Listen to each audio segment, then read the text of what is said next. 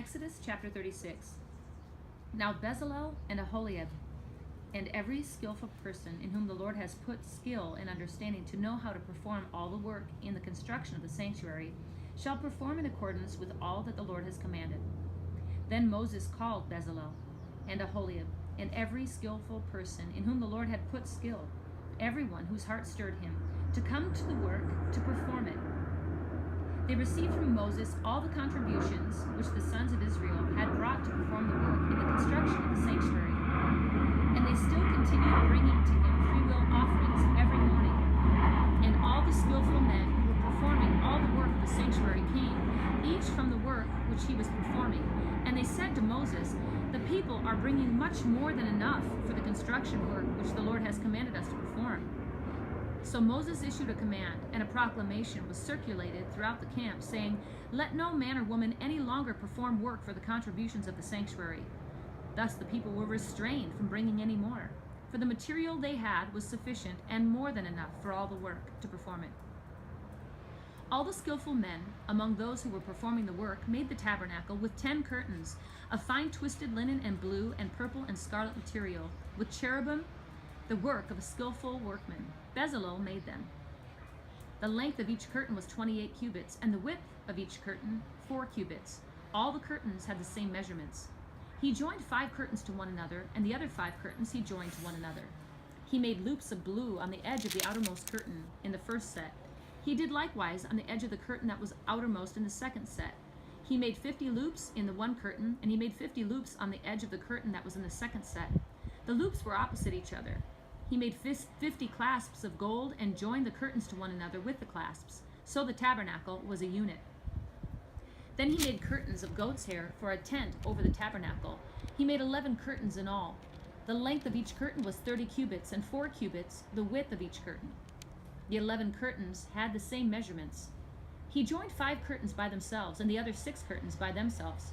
Moreover, he made 50 loops on the edge of the curtain that was the outermost in the first set, and he made 50 loops on the edge of the curtain that was the outermost in the second set. He made 50 clasps of bronze to join the tent together so that it would be a unit. He made a covering for the tent of ram's skins dyed red, and a covering of porpoise skins above. Then he made the boards for the tabernacle of acacia wood, standing upright. 10 cubits was the length of each board, and 1.5 cubits the width of each board. There were 2 tenons for each board, fitted to one another. Thus he did for all the boards of the tabernacle.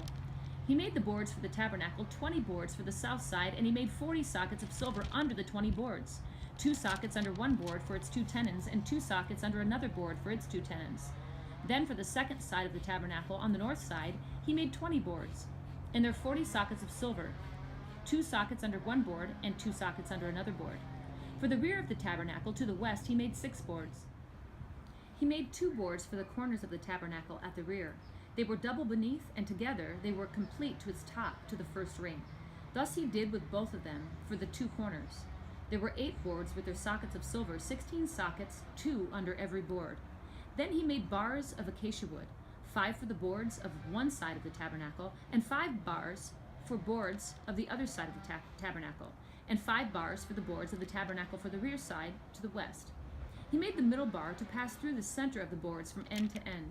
He overlaid the boards with gold, and made their rings of gold as holders for the bars, and overlaid the bars with gold. Moreover, he made the veil of blue and purple and scarlet material, and fine twisted linen. He made it with cherubim, the work of a skillful workman.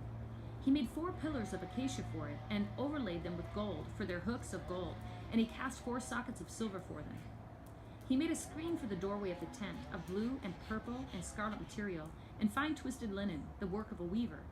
And he made its 5 pillars with their hooks, and he overlaid their tops and their bands with gold, but their 5 sockets were of bronze. Exodus chapter 37. Now Bezalel made the ark of acacia wood.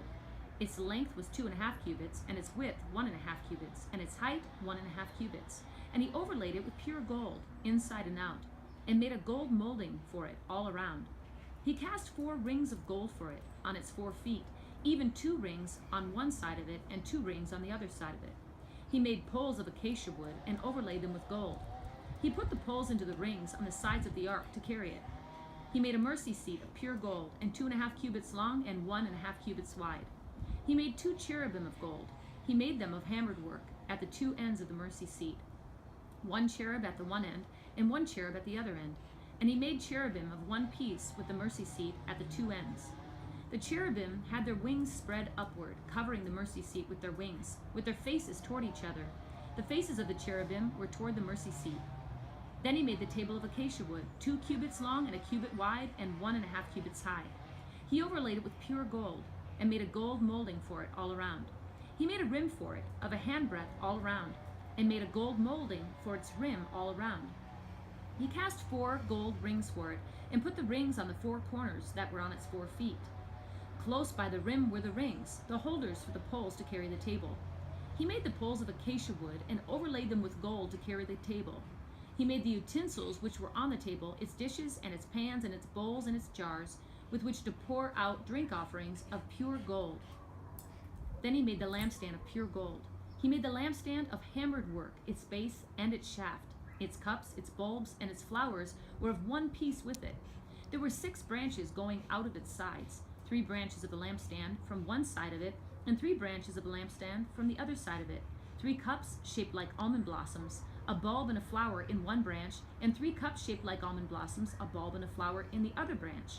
So for the 6 branches going up out of the lampstand. In the lampstand were 4 cups shaped like almond blossoms, its bulbs and its flowers. And a bulb was under the first pair of branches coming out of it, and a bulb under the second pair of branches coming out of it, and a bulb under the third pair of branches coming out of it, for the 6 branches coming out of the lampstand. Their bulbs and the branches were of one piece with it. The whole of it was a single hammered work of pure gold. He made it 7 lamps, with its snuffers and its trays of pure gold. He made it and all its utensils from a talent of pure gold. Then he made the altar of incense of acacia wood, 1 cubit long and 1 cubit wide, square, and 2 cubits high. Its horns were of one piece with it. He overlaid it with pure gold, its top and its sides all around, and its horns. He made a gold molding for it all around. He made 2 golden rings for it under its molding, on its 2 sides on opposite sides, as holders for poles with which to carry it. He made the poles of acacia wood, and overlaid them with gold. And he made the holy anointing oil, and the pure fragrant incense of spices, the work of a perfumer. Exodus chapter 38. Then he made the altar of burnt offering of acacia wood, 5 cubits long and 5 cubits wide, square, and 3 cubits high. He made its horns on its 4 corners, its horns being of one piece with it, and he overlaid it with bronze. He made all the utensils of the altar, the pails and the shovels and the basins, the flesh hooks and the fire pans. He made all its utensils of bronze. He made for the altar a grating of bronze network beneath, under its ledge, reaching halfway up. He cast 4 rings on the 4 ends of the bronze grating as holders for the poles. He made the poles of acacia wood and overlaid them with bronze. He inserted the poles into the rings on the sides of the altar with which to carry it. He made it hollow with planks.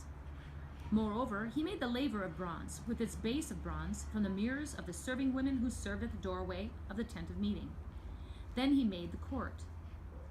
For the south side of the hangings of the court were of fine twisted linen, 100 cubits. Their 20 pillars and their 20 sockets made of bronze. The hooks of the pillars and their bands were of silver. For the north side there were 100 cubits. Their 20 pillars and their 20 sockets were of bronze. The hooks of the pillars and their bands were of silver. For the west side there were hangings of 50 cubits, and their 10 pillars and their 10 sockets. The hooks of the pillars and their bands were silver. For the east side 50 cubits. The hangings for the one side of the gate were 15 cubits, with their 3 pillars and their 3 sockets. And so for the other side. On both sides of the gate of the court were hangings of 15 cubits, with their 3 pillars and their 3 sockets. All the hangings of the court all around were of fine twisted linen. The sockets for the pillars were of bronze. The hooks of the pillars and their bands were of silver, and the overlaying of their tops of silver, and all the pillars of the court were furnished with silver bands. The screen of the gate of the court was the work of the weaver, of blue and purple and scarlet material, and fine twisted linen. And the length was 20 cubits, and the height was 5 cubits, corresponding to the hangings of the court. Their 4 pillars and their 4 sockets were of bronze. Their hooks were of silver, and the overlaying of their tops and the bands were of silver. All the pegs of the tabernacle and of the court all around were of bronze. This is the number of the things for the tabernacle of the testimony, as they were numbered according to the command of Moses, for the service of the Levites, by the hand of Ithamar, the son of Aaron, the priest. Now Bezalel, the son of Uri, the son of Hur, of the tribe of Judah, made all that the Lord had commanded Moses. With him was Aholiab, the son of Ahisamach, of the tribe of Dan, an engraver and a skillful workman, and a weaver in blue and in purple and in scarlet material and fine linen. All the gold that was used for the work, in all the work of the sanctuary, even the gold of the wave offering, was 29 talents and 730 shekels, according to the shekel of the sanctuary. The silver of those of the congregation who were numbered was 100 talents and 1,775 shekels, according to the shekel of the sanctuary.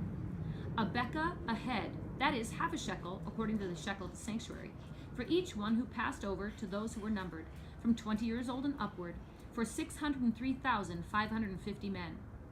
The 100 talents of silver were for casting the sockets of the sanctuary and the sockets of the veil. 100 sockets for the 100 talents, a talent for a socket. Of the 1,775 shekels, he made hooks for the pillars and overlaid their tops and made bands for them. The bronze of the wave offering was 70 talents and 2,400 shekels. With it, he made the sockets to the doorway of the tent of meeting, and the bronze altar and its bronze grating, and all the utensils of the altar, and the sockets of the court all around, and the sockets of the gate of the court, and all the pegs of the tabernacle, and all the pegs of the court all around. Exodus chapter 39. Moreover, from the blue and purple and scarlet material, they made finely woven garments for ministering in the holy place, as well as the holy garments which were for Aaron, just as the Lord had commanded Moses. He made the ephod of gold and of blue and purple and scarlet material and fine twisted linen.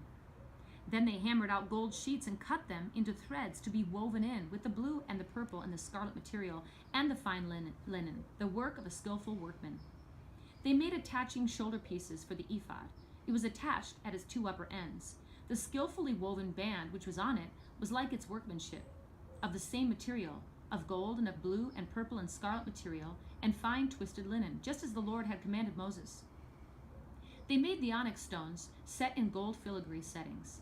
They were engraved like the engravings of a signet, according to the names of the sons of Israel, and he placed them on the shoulder pieces of the ephod, as memorial stones for the sons of Israel, just as the Lord had commanded Moses. He made the breastpiece, the work of a skillful workman, like the workmanship of the ephod, of gold and of blue and purple and scarlet material and fine twisted linen. It was square. They made the breastpiece folded double, a span long and a span wide when folded double. And they mounted 4 rows of stones on it. The first row was a row of ruby, topaz, and emerald, and the second row a turquoise, a sapphire, and a diamond, and the third row a jacinth, an agate, and an amethyst, and the fourth row a beryl, an onyx, and a jasper. They were set in gold filigree settings when they were mounted.